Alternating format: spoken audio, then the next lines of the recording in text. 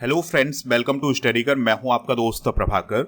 आज के इस महत्वपूर्ण लेक्चर में हम आपके साथ डिस्कस करने वाले हैं 4 फरवरी 2024 के मोस्ट इंपॉर्टेंट करंट अफेयर्स के क्वेश्चन। तो आप इस पूरे लेक्चर को बहुत ही ध्यान से लास्ट तक जरूर देखिएगा। चलिए आज का पहला और इंपॉर्टेंट क्वेश्चन डिस्कस करते हैं। तो पहला क्वेश्चन है, भारत किस देश से 31 MQ-9V ड्रोन और मिसाइलें खरीदेगा? आंसर हो जाएगा अमेरिका से। तो दोस्तों, भारत अमेरिका से MQ-9V ड्रोन और मिसाइलें खरीदने वाला है। तो इसको लेकर के कुछ समय पहले भारत और अमेरिका के बीच में समझौता हुआ था और यह जो समझौता था ये $4 बिलियन का समझौता था। दोस्तों, इस समझौते में भारत को अमेरिका से 31 MQ-9V ड्रोन खरीदने थे। इसके अलावा हेल फायर मिसाइलें खरीदनी थी और लेजर गाइडेड बॉम्ब भी खरीदने थे। तो भारत ने तो इसको मंजूरी दे दी थी, अमेरिका की मंजूरी बाकी थी। तो अब अमेरिका ने भी इसकी मंजूरी दे दी है, यानी कि अब भारत अमेरिका से MQ-9V ड्रोन खरीदेगा, हेल फायर मिसाइलें खरीदेगा और लेजर गाइडेड बॉम्ब भी खरीदेगा। ठीक है, जब ये चीजें भारत को मिल जाएंगी तो इससे भारत का जो डिफेंस सिस्टम है वो और मॉडर्न हो जाएगा और भारत की रक्षा प्रणाली और मजबूत हो जाएगी। यहां पर बात आई है दोस्तों MQ-9V ड्रोन की। तो यह एक प्रीडेटर ड्रोन है और यह मानव रहित हवाई वाहन है, यानी कि इसमें कोई चालक नहीं होता है, कोई इसमें पायलट नहीं होता है। दोस्तों, इस ड्रोन को प्रीडेटर्स नाम दिया गया है। इसका उपयोग इंटेलिजेंस ऑपरेशंस के लिए किया जाएगा, यानी कि जो इंटेलिजेंस या खुफिया अभियान चलाए जाते हैं सेना के द्वारा, उसमें इसका उपयोग किया जाएगा। दोस्तों, MQ-9V ड्रोन के कुछ और फीचर डिस्कस कर लेते हैं। तो यह बिना रुके लगातार 35 घंटे तक हवा में उड़ सकता है, 1 घंटे में 480 किलोमीटर की दूरी तय कर सकता है, 1900 किलोमीटर तक निगरानी कर सकता है और एडवांस रडार सिस्टम को भी चकमा दे सकता है। और सबसे इंपॉर्टेंट बात यह है कि इस ड्रोन से 4 मिसाइलें एक साथ दागी जा सकती है। दोस्तों, यहां पर बात आई है अमेरिका की। तो अमेरिका से रिलेटेड कुछ इंपॉर्टेंट करंट अफेयर्स डिस्कस कर लेते हैं। तो कुछ समय पहले भारत के द्वारा यह घोषणा की गई थी कि वह अमेरिका के सिएटल शहर में एक नया वाणिज्य दूतावास यानी कि कॉमर्स एम्बेसी खोलेगा। ठीक है, स्टेटिस्टा के अनुसार फिनटेक यूनिकॉर्न के मामले में अमेरिका पहले स्थान पर है। अमेरिका के न्यू जर्सी में दुनिया के दूसरे सबसे बड़े हिंदू मंदिर BAPS स्वामी नारायण अक्षरधाम मंदिर का कुछ समय पहले उद्घाटन हुआ है। दोस्तों, अमेरिका के मैरीलैंड में डॉक्टर BR अम्बेडकर की सबसे बड़ी प्रतिमा, जो कि 19 फीट की प्रतिमा है, इसका अनावरण किया गया है। लेकिन यहां पर ध्यान देने वाली बात यह होगी कि यह भारत के बाहर डॉक्टर BR अम्बेडकर की सबसे बड़ी प्रतिमा है और इसको नाम क्या दिया गया है? Statue of equality. अब आपको कमेंट बॉक्स में यह बताना है कि भारत में डॉक्टर BR अम्बेडकर की सबसे बड़ी प्रतिमा कहां स्थापित की गई है। दोस्तों, अमेरिका के लुइसविले में 3 सितंबर को सनातन धर्म दिवस घोषित किया गया है, यानी कि लुइसविले में 3 सितंबर को कौन सा दिवस मनाया जाएगा? सनातन धर्म दिवस मनाया जाएगा। दोस्तों, अभी हाल ही में अमेरिका के कैलिफोर्निया राज्य के सिलिकॉन वैली में 2 सरकारी स्कूलों ने पहली बार अपने पाठ्यक्रम में हिंदी को विश्व भाषा यानी वर्ल्ड लैंग्वेज के रूप में शामिल किया है। तो ये हैं अमेरिका से रिलेटेड कुछ इंपॉर्टेंट करंट अफेयर्स। यहाँ पर आप मैप देख सकते हैं, ये है यूनाइटेड स्टेट ऑफ अमेरिका। इसका ये क्षेत्रफल है, इसके अलावा इसका ये वाला भाग भी है। ठीक है, अमेरिका की कैपिटल क्या है? Washington DC। अमेरिका के प्रेसिडेंट कौन है? Joe Biden. और अमेरिका की वाइस प्रेसिडेंट कौन है? कमला हैरिस। आप इस पूरे लेक्चर को बहुत ही ध्यान से लास्ट तक देखिएगा। लास्ट में आपसे एक क्वेश्चन पूछा जाएगा जिसका आंसर कमेंट बॉक्स में देना है। अगर आप चैनल पर पहली बार आए हैं तो सब्सक्राइब कर लें, बेल आइकन भी दबा लें, जिससे आपको समय पर सबसे पहले नोटिफिकेशन मिल सकेगा। आप हमसे हमारे टेलीग्राम चैनल पर भी जुड़ सकते हैं। टेलीग्राम पर जुड़ने के लिए आपको टेलीग्राम पर जाना है, स्टडीकर ऑफिशियल सर्च करना है तो आपको हमारा चैनल मिल जाएगा। इस चैनल को ज्वाइन कर लेना है तो आपको PDF भी मिल जाएगा। इसके अलावा आप हमारा ऐप भी डाउनलोड कर सकते हैं। ऐप का लिंक डिस्क्रिप्शन बॉक्स में दिया गया है। ऐप पर आपको ebook, test series, PDF, daily quiz ये सभी मिल जाएगा। दोस्तों, ऐप पर मंथली और ईयरली करंट अफेयर्स की ई-बुक आपको हिंदी और इंग्लिश दोनों मीडियम में मिल जाएगी। तो इन सभी को प्राप्त करने के लिए ऐप को जरूर डाउनलोड करें। लिंक इसका डिस्क्रिप्शन बॉक्स में दिया गया है। नेक्स्ट क्वेश्चन है, आर चंपक लक्ष्मी का निधन हो गया है, वह कौन थी? आंसर हो जाएगा हिस्टोरियन यानी इतिहासकार। तो भारत की एक प्रतिष्ठित इतिहासकार थी आर चंपक लक्ष्मी, तो उनका भी हाल ही में निधन हो गया है। दोस्तों, उन्होंने भारतीय इतिहास कांग्रेस के अध्यक्ष और जवाहरलाल नेहरू विश्वविद्यालय के ऐतिहासिक अध्ययन केंद्र में एक प्रोफेसर के रूप में काम किया है। उनका संबंध किस राज्य से है? तो उनका संबंध तमिलनाडु राज्य से है। उनका जन्म 1932 में तमिलनाडु के श्रीरंगम में हुआ था। तो ये पॉइंट आप नोट कर सकते हैं। हाल ही में हुए कुछ प्रमुख निधन डिस्कस कर लेते हैं। तो शास्त्रीय गायिका डॉक्टर प्रभा अत्रे का अभी कुछ समय पहले निधन हुआ है। फिल्म निर्माता वीनू का निधन हुआ है। हॉलीवुड एक्टर क्रिश्चियन ओलिवर का निधन हुआ है। संगीत सम्राट उस्ताद राशिद खान का निधन हुआ है। ये आप देख सकते हैं, ये कौन है? उस्ताद राशिद खान। जर्मनी के दिग्गज फुटबॉलर फ्रांज बेकनबाउर का निधन हुआ है। तमिल सुपरस्टार और राजनेता विजयकांत का निधन हुआ है। इसके अलावा भारतीय अमेरिकी शिक्षाविद वेद प्रकाश नंदा का भी अभी हाल ही में निधन हुआ है। नेक्स्ट क्वेश्चन है, एक समंदर मेरे अंदर पुस्तक को किसने लिखा है? आंसर हो जाएगा संजीव जोशी ने। तो संजीव जोशी जी के द्वारा एक समंदर मेरे अंदर पुस्तक को लिखा गया है। संजीव जोशी जी के बारे में आप याद रखिएगा कि यह ब्रह्मोस एरोस्पेस के डिप्टी सीईओ हैं। तो उनके द्वारा एक समंदर मेरे अंदर पुस्तक को अभी हाल ही में लिखा गया है और इसकी लॉन्चिंग भी अभी की गई है। दोस्तों, ये जो पुस्तक है ये 75 पोएम्स का एक कलेक्शन है। जब इसका विमोचन किया गया तब कौन कौन उपस्थित था?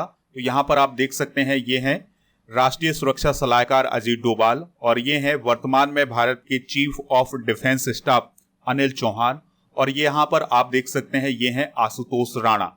तो ये सभी वहां पर उपस्थित थे। इन्हीं की उपस्थिति में इस पुस्तक की लॉन्चिंग की गई है। 2023 की कुछ प्रमुख पुस्तकें डिस्कस करते हैं। तो एलन मस्क वाल्टर इसाक्सन के द्वारा लिखी गई है।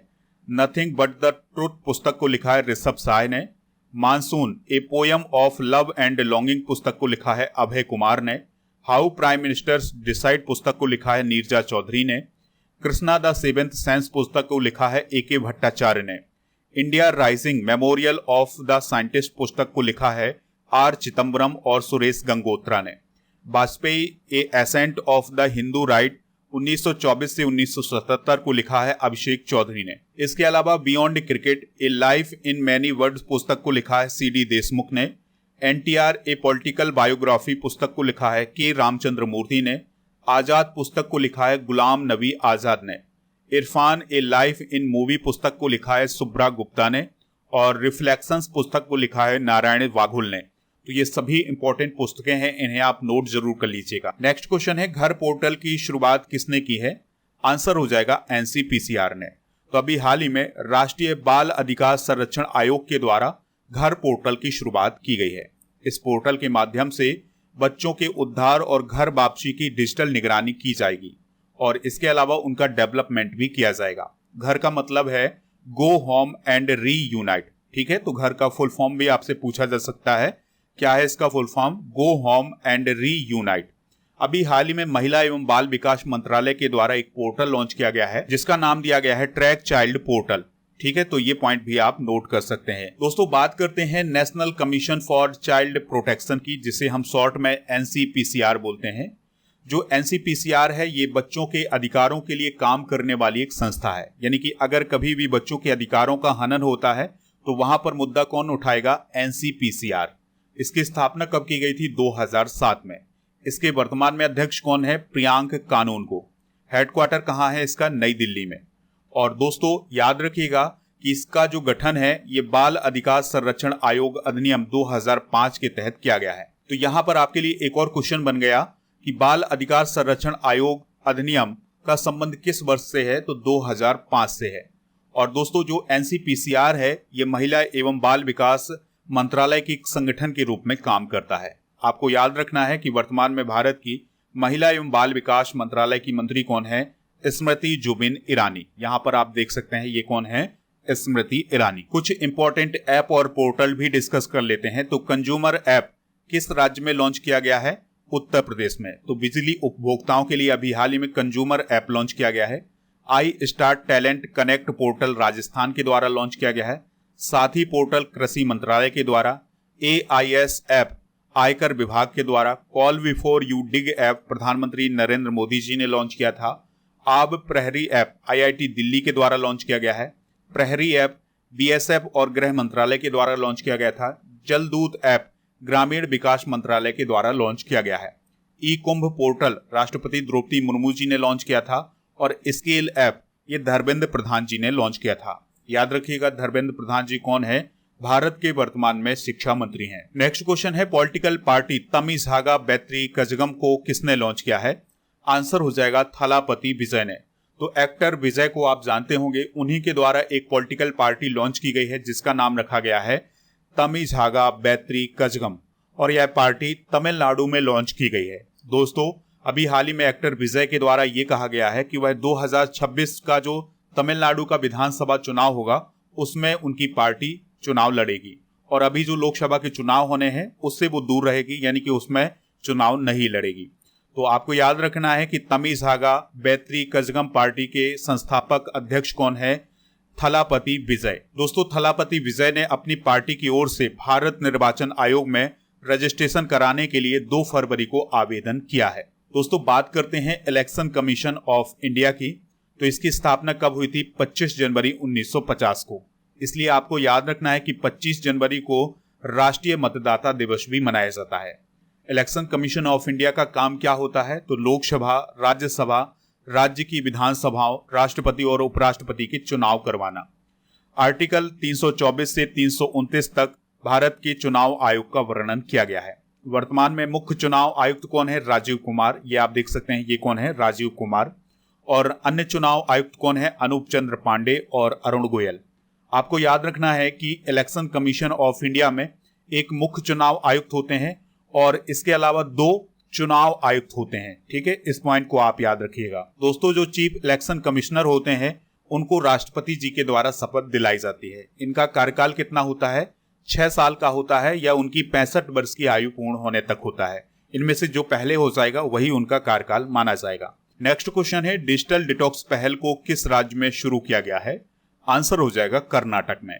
तो कर्नाटक की गवर्नमेंट के द्वारा अभी हाल ही में all India game developers forum के साथ मिलकर के डिजिटल डिटॉक्स पहल को शुरू किया गया है। इस पहल के माध्यम से उन लोगों को जागरूक किया जाएगा जो अपना अधिक समय मोबाइल या लैपटॉप पर बिताते हैं। तो उनकी आदत को कम करने के लिए ऑनलाइन और ऑफलाइन डिजिटल डिटॉक्स सेंटर स्थापित किए जाएंगे, जहां पर उनको पर्सनल ट्रेनिंग दी जाएगी। तो दोस्तों, आपको याद रखना है कि डिजिटल डिटॉक्स पहल किस राज्य में शुरू की गई है?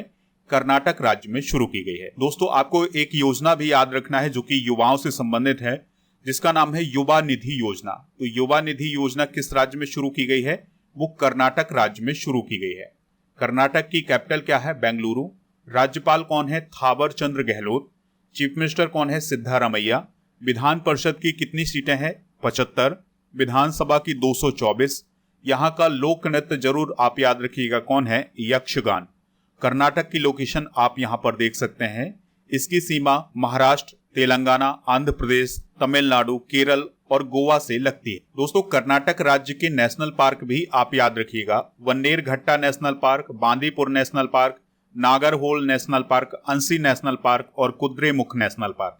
ये सभी नेशनल पार्क कर्नाटक राज्य में स्थित हैं। राज्यों की कुछ प्रमुख स्कीम से डिस्कस कर लेते हैं। तो मुख्यमंत्री एकल महिला स्वरोजगार योजना किस राज्य में शुरू की गई है? उत्तराखंड में।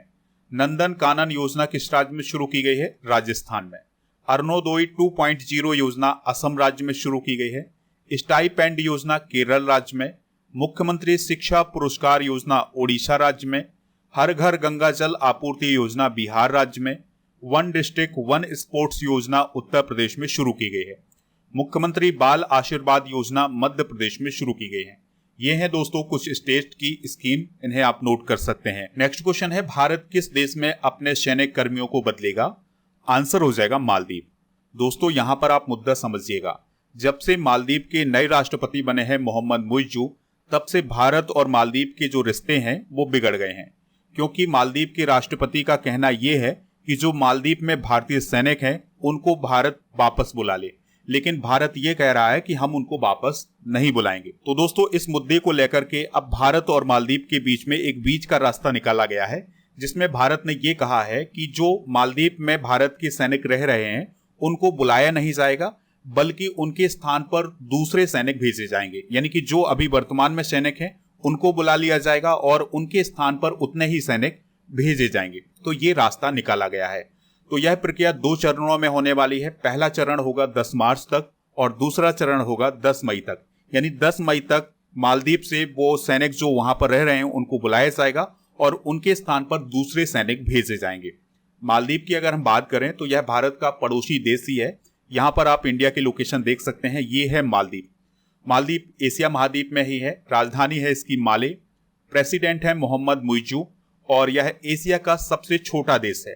तो एरिया की दृष्टि से भी सबसे छोटा है और पॉपुलेशन की दृष्टि से भी सबसे छोटा देश है। दोस्तों, भारत और मालदीव के बीच में एक युद्ध अभ्यास होता है जिसे एक्यूबेरियन अभ्यास बोलते हैं। नेक्स्ट क्वेश्चन है, विनय कुमार चौबे किस राज्य के मुख्य सचिव बने हैं? आंसर हो जाएगा झारखंड। तो झारखंड के मुख्य सचिव कौन बने हैं? विनय कुमार चौबे बने हैं। अभी आपको पता ही होगा कि झारखंड मुक्ति मोर्चा के नेता चंपई सोरेन झारखंड के नए मुख्यमंत्री बन गए हैं। दोस्तों, जो चीफ सेक्रेटरी होता है वो मुख्यमंत्री का एक सलाहकार होता है और चीफ सेक्रेटरी उस राज्य का सबसे सीनियर आईएएस ऑफिसर होता है। इस पॉइंट को आप याद रखिएगा। बात करें अगर हम झारखंड की, तो झारखंड की स्थापना हुई थी 15 नवंबर सन 2000 को। वर्तमान में चीफ मिनिस्टर कौन है? चंपई सोरेन है। राज्यपाल कौन है? सीपी राधाकृष्णन। विधानसभा की कितनी सीटें हैं? 81। राज्यसभा की कितनी सीटें हैं? 6। लोकसभा की कितनी सीटें हैं? 14। बेतलाल नेशनल पार्क किस राज्य में है? झारखंड में। अबुआ आवास योजना किस राज्य से रिलेटेड है? तो ये झारखंड राज्य से रिलेटेड है। नेक्स्ट क्वेश्चन है, अंतरिम केंद्रीय बजट 2024 में 9 से 14 वर्ष की बालिकाओं के लिए किस रोग के टीकाकरण की घोषणा की गई है? आंसर हो जाएगा सर्वाइकल कैंसर। तो दोस्तों, 1 फरवरी 2024 को वित्त मंत्री निर्मला सीतारमण जी के द्वारा अंतरिम बजट पेश किया गया है। तो इस बजट में यह कहा गया है कि सर्वाइकल कैंसर की रोकथाम के लिए 9 से 14 वर्ष आयु वर्ग की लड़कियों में वैक्सीनेशन को बढ़ावा दिया जाएगा, यानी कि वैक्सीनेशन किया जाएगा। दोस्तों, अगर आपसे सवाल पूछा जाए कि भारत की पहली made in India cervical cancer की वैक्सीन कौन है, तो वो है सर्ववैक, जिसको अभी कुछ समय पहले लॉन्च किया गया था। दोस्तों, अगर हम सर्वाइकल कैंसर की बात करें तो यह महिलाओं में अब आम बात होती जा रही है, यानी कि अब अधिकतर महिलाओं को सर्वाइकल कैंसर हो रहा है। तो जो महिलाओं का गर्भाशय होता है उसमें ये कैंसर होता है। तो जो गर्भाशय की ग्रीवा की परत होती है उसमें कोशिकाओं की वृद्धि हो जाती है, जिसके कारण सर्वाइकल कैंसर हो जाता है। अगर आपसे पूछा जाए सर्वाइकल कैंसर किस वायरस के कारण फैलता है, तो यह ह्यूमन पैपिलोमा वायरस के कारण फैलता है। नेक्स्ट क्वेश्चन है, 2024-25 में राजकोषीय घाटा जीडीपी का कितने प्रतिशत रहने का अनुमान है? आंसर हो जाएगा 5.1%। तो सबसे पहले आपको समझना यह होगा कि राजकोषीय घाटा क्या होता है। तो राजकोषीय घाटा तब होता है जब सरकार का कुल खर्च उसकी कुल आय से ज्यादा हो जाता है, यानी कि सरकार के पास 100 रुपए हैं और सरकार ने 150 रुपए खर्च कर दिए हैं, तो जो 50 रुपए एक्स्ट्रा है वो क्या कहलाएगा? उसका राजकोषीय घाटा कहलाएगा। तो इस अंतर को पूरा करने के लिए सरकार उधार लेती है। इसे घटाने का मतलब है कि सरकार गैर जरूरी खर्चों में कटौती कर सकती है। ठीक है, तो अभी ये अनुमान लगाया गया है कि 2024-25 में भारत का जो राजकोषीय घाटा होगा वो भारत की जीडीपी का 5.1% रहेगा। चलिए अब कल के करंट अफेयर्स के क्वेश्चन रिवाइज कर लेते हैं, फिर जनरल नॉलेज के पिटारे को डिस्कस करेंगे। लास्ट में पूछेंगे आपसे क्वेश्चन जिसका आंसर कमेंट बॉक्स में देना है। तो कल का पहला क्वेश्चन था, खेलो इंडिया विंटर गेम्स 2024 का आयोजन किस राज्य या केंद्रशासित प्रदेश में शुरू हुआ है? तो लद्दाख और जम्मू कश्मीर में। भारत मोबिलिटी ग्लोबल एक्सपो 2024 का आयोजन कहां किया जा रहा है? नई दिल्ली में। उंगलई थेडी उंगल ओरेल योजना किस राज्य में शुरू की गई है? तमिलनाडु में। इंटरनेशनल वुशु फेडरेशन के द्वारा महिला एथलीट ऑफ द ईयर 2023 किसे चुना गया है? नाओरेम रोशिबिना देवी को। भारतीय नौसेना के द्वारा किस वर्ष को नौसेना असैन्य वर्ष के रूप में घोषित किया गया है? 2024 को। हाल ही में यूपीएससी के सदस्य के रूप में किसने शपथ ली है? संजय वर्मा ने। सूरजकुंड अंतर्राष्ट्रीय शिल्प मेले की शुरुआत किस राज्य में हुई है? हरियाणा में। वेब पोर्टल सी केयर्स का शुभारंभ किसने किया है? प्रहलाद जोशी ने। भारत सरकार के मुख्य हाइड्रोग्राफर कौन बने हैं? लोचन सिंह पठानिया। उत्तर प्रदेश सरकार के द्वारा किस बीमारी के उन्मूलन के लिए वार्षिक मास ड्रग एडमिनिस्ट्रेशन अभियान शुरू किया जाएगा? फाइलेरिया के लिए। तो ये है कल के करंट अफेयर्स के क्वेश्चन। दोस्तों, आज के जनरल नॉलेज के पिटारे में हम जीके से रिलेटेड एमसीक्यू डिस्कस करने वाले हैं। तो पहला क्वेश्चन है, संसद के 2 सत्रों के बीच अधिकतम कितना अंतराल दिया जा सकता है? तो 6 महीने का अंतराल दिया जा सकता है, यानी कि पार्लियामेंट के 2 सेशन के बीच कितना अंतर हो सकता है? 6 महीने का अंतर हो सकता है, इससे अधिक अंतर नहीं हो सकता है। रिक्टर स्केल का प्रयोग किसके मापने में किया जाता है? तो भूकंप की तीव्रता। कौन सा उपकरण भूकंप के दौरान सतह पर पहुंचने वाली तरंगों को मापता है? सिस्मोग्राफ। भारत की सबसे ऊंची पर्वत चोटी कौन है? गॉडविन ऑस्टिन, जिसे हम केटू बोलते हैं। नर्मदा और ताप्ती नदी के बीच कौन स्थित है? तो सतपुड़ा की पहाड़ियां। आपको याद रखना है कि नर्मदा और ताप्ती वो दो नदियां हैं जो पूर्व से पश्चिम की ओर बहती हैं। टिटिकाका झील कहाँ स्थित है? तो यह बोलिविया और पेरू में स्थित है। भारत में हरित क्रांति के जनक कौन थे? एम.एस. स्वामीनाथन। विश्व में हरित क्रांति के जनक कौन है? Norman E. बोरलॉग। तो ये सभी पॉइंट आप नोट कर सकते हैं। दोस्तों, कल के करंट अफेयर्स में आपसे एक क्वेश्चन पूछा गया था कि खेलो इंडिया विंटर गेम्स की शुरुआत कब हुई थी? तो 2020 में इसकी शुरुआत हुई थी। तो लगभग सभी लोगों ने इसका आंसर 2020 बताया हुआ है। इसके अलावा एक और क्वेश्चन पूछा था कि भारतीय राष्ट्रीय कांग्रेस के प्रथम अध्यक्ष कौन थे? व्योमेश चंद्र बनर्जी। तो इसका भी आंसर सभी लोगों ने बताया हुआ है। इसी प्रकार से आपसे जो क्वेश्चन पूछा जा रहा है उसका आंसर आप कमेंट बॉक्स में जरूर बताइएगा। वर्तमान में भारत के मुख्य चुनाव आयुक्त कौन है? जो भी इसका राइट आंसर हो कमेंट बॉक्स में जरूर बताएं। हमें इंतजार रहेगा आपके आंसर का।